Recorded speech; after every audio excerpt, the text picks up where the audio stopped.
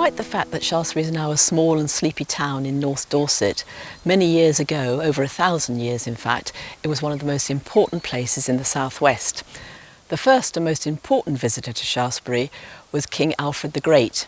He'd fought a tremendous battle against the Vikings at Edington in 878 and started a series of towns in the area called Burghs. Shaftesbury was one of the first, and he founded an abbey about 10 years after, in about 888, and his daughter Aelfgifu was the very first abbess. And she was endowed with a great many lands and property in the area. And in fact, Shaftesbury Abbey, even in the Saxon period, was one of the wealthiest abbeys in the country. Our next visitor is a queen, Queen Aelfgifu. She was the wife of King Edmund I, and after she was widowed, she came to Shaftesbury to spend her last days. She died in 944 and afterwards was credited with many miracles which took place here.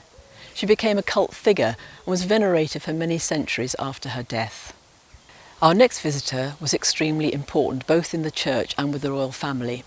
He was St Dunstan. He was Archbishop of Canterbury and advisor to 4 kings, including Edmund I, Edgar and his son Edward. Our next visitor is a king, King Edward, so called the Martyr. He was the grandson of Queen Aelfgifu, who was already buried here, and he became king in 975. He was murdered 3 years later at Corfe, and his body was disposed of without ceremony. But shortly afterwards it was brought to Shaftesbury in great state, and St Dunstan performed the funeral ceremonies. Afterwards many miracles were attributed to him, so many that they actually weren't recorded. And his bones were dispersed all around churches in England where they were supposed to perform miracles there too. Our next visitor is Canute, King of England, Norway and Denmark.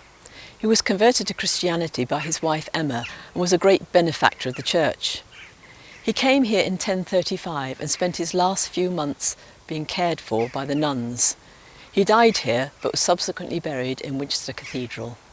Our next visitor is St Anselm, who was the abbot of Bec in Normandy. He later became Archbishop of Canterbury and was a great friend of the Abbess Eulalia at Shaftesbury. He consecrated the new Norman Abbey in 1107. Our next visitor is a queen, Elizabeth de Burgh.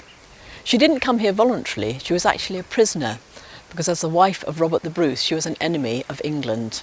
She came here with her daughter and spent about 6 months between 1312 and 1313. She was kept prisoner for about 8 years altogether, and after that time she was part of a prisoner exchange.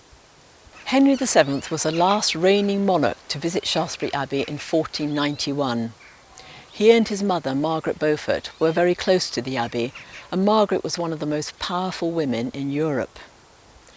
Henry VII's aunt, Dame Margaret St John, was abbess at Shaftesbury from 1460 to 1492, and in 1491 she made a massive endowment to the abbey to pay for a priest to pray for the Tudor dynasty. Catherine of Aragon stayed at Shaftesbury Abbey in 1501 for 3 nights when she was on her way to marry Prince Arthur. Unfortunately, Arthur died, and then she married King Henry VIII. It was her divorce that triggered all the events which led eventually to the closure of Shaftesbury Abbey in 1539. There is no evidence that Henry VIII ever came to Shaftesbury Abbey, but he had a huge impact on its future. The abbey was closed in March 1539, and the final abbess, Elizabeth Zouche, was forced to leave with all her nuns. Within about a decade, hardly any of the abbey still existed.